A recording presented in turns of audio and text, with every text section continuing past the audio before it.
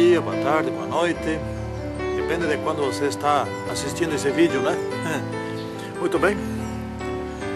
Estamos dando início ao segundo trimestre, estudos da lição da Escola Sabatina de 2013. 2013, nós já estamos nos aproximando do último ano aqui na Terra.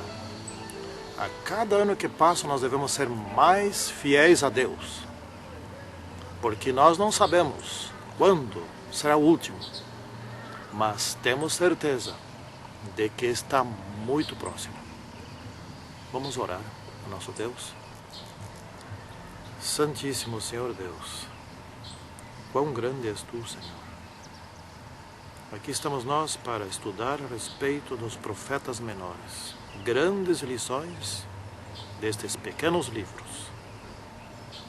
Guie-nos por meio do conhecimento verdadeiro, para que nós possamos mudar de vida. Nós, a última geração deste mundo, que temos o privilégio e a responsabilidade de dar a última mensagem ao mundo, que nós preparemos por meio dessas lições. Em nome do Senhor Jesus Cristo. Amém. Muito bem, então nós vamos ler aqui o verso desta semana, não é? Que se encontra em Oséias, capítulo 2, no versículo 23. Está aberto aqui na minha Bíblia.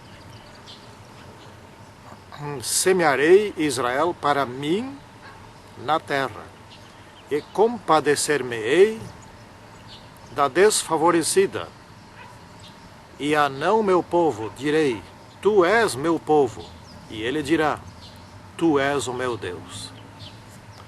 O estudo a respeito desta semana, no caso de Oséias, é um estudo dramático. O povo de Israel estava no seu limite da existência. Ele era um povo que estava por ser destruído pelos assírios. E Deus estava também mandando mensagens dramáticas a este povo. E no caso aqui, faz referência a uma prostituta, ou seja, Israel estava sendo comparada a uma prostituta. O povo de Deus estava sendo comparado a uma prostituta. E agora eles já tinham filhos da prostituição, ou seja, eles estavam há tanto tempo se prostituindo. Esse aqui está se referindo à prostituição espiritual, o adultério espiritual, que é o título da lição desta semana. Gente, vamos raciocinar um pouco. Que título dramático! Adultério espiritual. Isso quer dizer servir a outros deuses. Quando já estava ligado ao Deus verdadeiro, ligar-se a ídolos ridículos, pensando que o glorioso passado teria sido providenciado por esses ridículos ídolos. Isto é prostituição espiritual, né? Quando já foi favorecido por Deus, quando já foi abençoado, quando já foi tornado uma grande nação, lembrem, a saída do Egito, como é que foi gloriosa, a concessão da lei dos 10 mandamentos em forma de 2 tábuas, como isso foi glorioso, magnífico, passar pelo deserto, é impossível, humanamente falando, um povo passar pelo deserto, e por 40 anos, não tem como. A não ser pelo poder de Deus. Não existe outra possibilidade. Conquistar aquela terra. Quando eles mesmo verificaram que os habitantes da terra eram mais fortes que eles. Tudo pelo poder de Deus. E então, volver-se para a adoração de ídolos daqueles povos da circunvizinhança que ainda estavam por lá. Mas Deus, é como se diz, tem que ter para aguentar uma situação dessas. E Deus está falando o quê? Eu quero vocês de volta. Quero que vocês sejam meu povo. Eu quero que vocês me chamem meu Deus. Esse é o Deus do Velho Testamento. É o mesmo Deus do Novo Testamento. É o mesmo Senhor Jesus Cristo que ama. Parece que no Velho Testamento se vê um Deus irado. Não é verdade. Vamos estudar sobre esse assunto aqui, não é? Vamos indo. Aqui se refere à esposa infiel, não é? Esse assunto para mim não é muito fácil de tratar, porque a minha esposa é extremamente fiel. Então eu não entendo muito desse assunto, né? Felizmente. E eu também procuro ser extremamente fiel a ela, né? Então nós dois nos harmonizamos muito bem. Eu fico imaginando aqui, na parte do domingo, essa estranha ordem dada ao profeta Oséias, né? Vai, Oséias, vai lá, escolhe, vai, caminha pelas ruas aí, escolhe uma prostituta, namora com a prostituta, case-se com a prostituta, tenha filhos com a prostituta. Isso está em Oséias capítulo 1, verso 2 e 3. Gente, o que aconteceu para Deus dar uma ordem dessas? A que ponto chegou a situação? Gente, sabe o que é isso? Isso significa o seguinte: a situação de Israel, que é o Reino do Norte, chegou a um ponto, um nível tão dramático que só um apelo impressionante como esse. Então Oséias foi obediente como era. Vou dizer uma coisa aqui: eu não gostaria de ter sido Oséias, né? Não gostaria de ter sido. Casei com uma esposa que eu orei para Deus escolher para mim, né? E hoje eu tenho certeza que foi assim. Mas Oséias fez a pregação mais radical de todas as que existem dentro da Bíblia. Ele falou e viveu o drama do que ele falava. A sua vida ilustrava o drama da situação de Israel, uma nação prostituta, espiritualmente falando, prostituta, não é? E Oséias impressionou a todos, porque Oséias era muito conhecido no Reino do Norte. Ele era o profeta. Quem que não conhecia o profeta? É quase como perguntar aqui no Brasil: alguém aí não conhece a presidente do Brasil? Não é? Alguém não conhece? Ora, todos conhecem a senhora Dilma, não é? Pois bem, alguém não conhece o profeta Oséias no Reino do Norte, Israel? Então ficou surpreso, todos ficaram surpresos. O profeta escolheu uma prostituta para casar. Mas o profeta está ficando louco. O que houve com esse profeta? O profeta vai atrás da prostituta, porque ela está casada com o profeta. Porém, ela vai com outros homens. E mais, pense um pouquinho. A prostituta teve filhos, deu filhos ao profeta. Vamos raciocinar um pouquinho aqui essa situação. Olha só. O privilégio desta mulher. Porque, afinal de contas, ela era uma prostituta e casou-se com um profeta. Não era qualquer coisa. Quantas moças hoje querem casar com teologandos, né? Pastores. Esse é o sonho de muitas moças. Casar com um pastor já está salvo. Não, mas é um privilégio mesmo. Vai dizer que não é. É um privilégio. Bom, quanto mais casar com um profeta. Não, mas tem mais aqui uma coisa. Não se pode ficar nesse raciocínio, não. Quem escolheu? Não. Quem deu a ordem para o profeta fazer esse casamento? Deus. Ô, gente, aquela prostituta achou a mina de ouro, achou a salvação, porque Deus mandou o profeta escolher uma prostituta para casar-se com ele e ter filhos com ele. Você quer alguém mais beneficiado, alguém mais feliz do que aquela prostituta? E sabe o que ela fazia? Saía com outros homens. E os outros homens não eram outros profetas. E esse sair com outros não foi uma ordem de Deus. Oh, isto se chama traição. Depois que o profeta tirou essa mulher do barro, do lixo, da imundícia desse mundo, e a levou para si como profeta de Deus, por uma ordem de Deus, esta mulher se voltava para o lixo, sempre querendo voltar para o lixo. Israel, essa ilustração é pesada, porque nos tempos da peregrinação no deserto, queriam voltar para o Egito, da escravidão do Egito. E agora que estavam plantados na nova terra, que estavam ali radicados, que tinham suas casas, que tinham suas plantações, que estavam crescendo, que estavam prosperando, queriam os deuses dos cananeus. Oh, gente, essa ilustração é magistral, mas foi dolorida, doeu no profeta, ele sofreu, ele chorou em público, ele foi humilhado.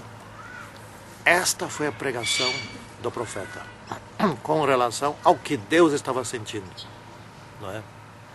Eu lembro agora do primeiro e do segundo mandamento. O primeiro mandamento: não terás outros deuses, ou seja, não adorem deuses falsos, porque outros deuses serão falsos, né? E o segundo mandamento, o que ele diz em outras palavras? Não adore de maneira falsa o Deus verdadeiro, ou seja, não faça imagem de escultura para ti.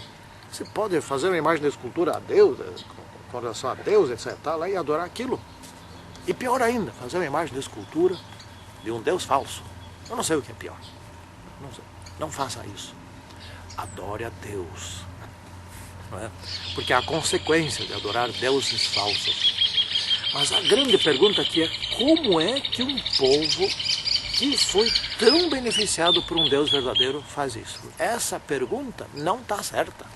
Essa pergunta está ultrapassada há muito tempo. A pergunta é outra. Como é que um povo hoje adora deuses falsos? Como é que um Sigberto, um adventista do sétimo dia, se coloca a adorar deuses falsos?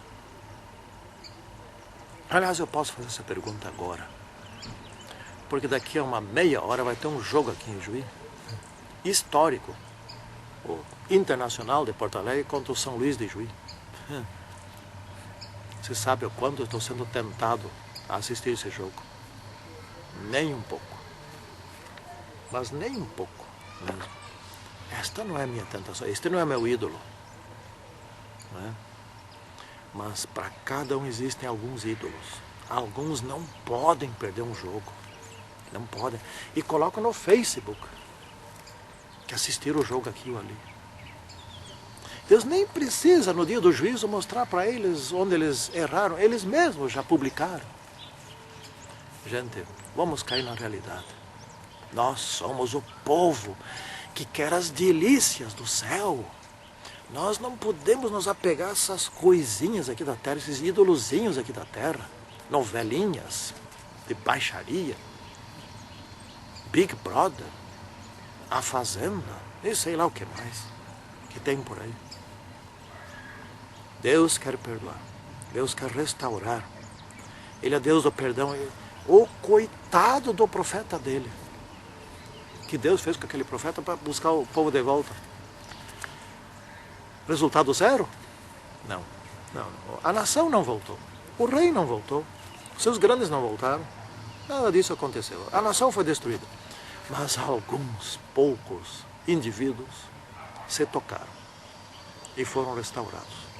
Bom, não foi resultado zero, não. Perdeu-se a nação, mas alguns indivíduos se salvaram. Graças ao sofrimento da pregação daquele profeta Oséias. Que profeta! E a gente ainda chama ele de profeta menor, né? Profeta menor por causa do tamanho do livro. Pois bem, aqui está a acusação contra Israel, os líderes de Israel. Gente, se você é líder na igreja, se você é pastor, se você é ancião é um pastor também, né? Ancião é um subpastor, vamos dizer assim. Se você, enfim, é um líder dentro da igreja, cuidado.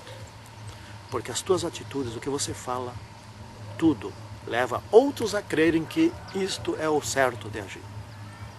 Muito cuidado. Eu vou repetir mais uma vez, já falei isso aqui. Já fui ancião, agora não sou mais, fui consagrado há uns 40 anos, por aí. E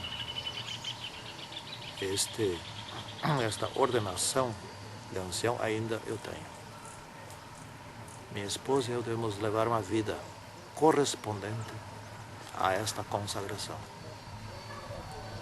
Outros estão vendo, e não é porque estão vendo, mas é porque pode se perder por um mau testemunho.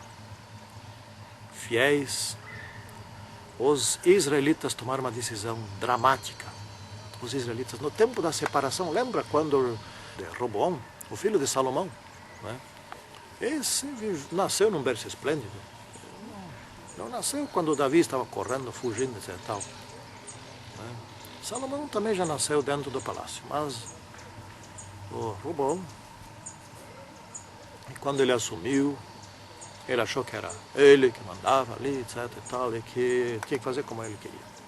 E se instruiu mal, né? Se aconselhou mal. E o povo, 10 tribos foram com Jeroboão, né? O rei do norte. Só que acontece uma coisa.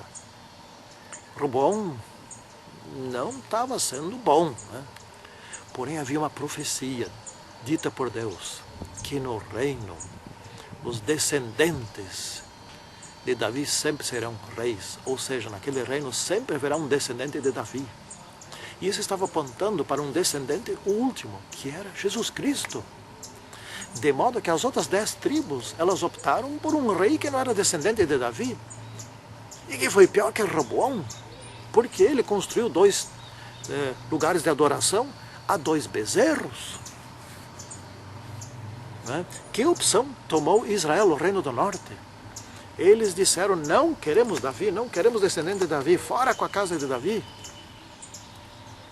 Isso disse Israel naquele tempo e foi destruído. Bem mais tarde, no tempo de Jesus, o outro reino do sul, Judá, disse a mesma coisa. Fora com este Jesus, queremos Barrabás. Jesus não é o nosso rei é César. 2 vezes, uma vez a nação do norte, outra vez a nação do sul. E nos anos 70 foram destruídos. Mas, pelo menos restaram indivíduos fiéis a Deus. E hoje estamos nós aqui pregando essas coisas maravilhosas, né? A prostituição espiritual, ela enfraquece e muito. Ela enfraquece a igreja, né? Sábado de manhã é fiel à igreja, sábado de tarde, onde que é a fidelidade? Se sábado de tarde não é fiel, sábado de manhã a fidelidade foi apenas uma encenação. Parecia, mas não era, né? Aí vem finalmente aqui, no estudo final desta lição, o chamado arrependimento. Voltem, né? Líderes, saibam do seguinte, hoje são líderes, saibam do seguinte, o povo quer o caminho fácil. Se você for um líder liberal, você será um líder adorado pelo povo, seguido pelo povo. E você e o povo irão ao fracasso. Como foi com os reis de Israel. Queriam agradar o povo.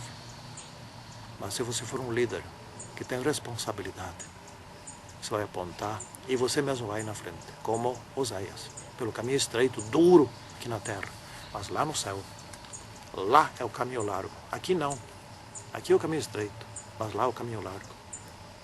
Então, que te conheço a ti, o único Deus verdadeiro, e a Jesus Cristo, a quem enviaste. Né?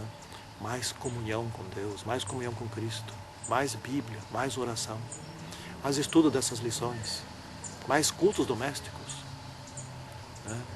Especialmente mais oração. É isso que nós precisamos, para não nos prostituirmos, como eles se prostituíram, e como muitos de nós estamos nos prostituindo com as coisas do mundo. Santíssimo Deus, abençoe-nos, para que nesses últimos dias nós possamos ser fiéis a Ti. Em nome do Senhor Jesus Cristo. Amém. Tchau e até o próximo estudo.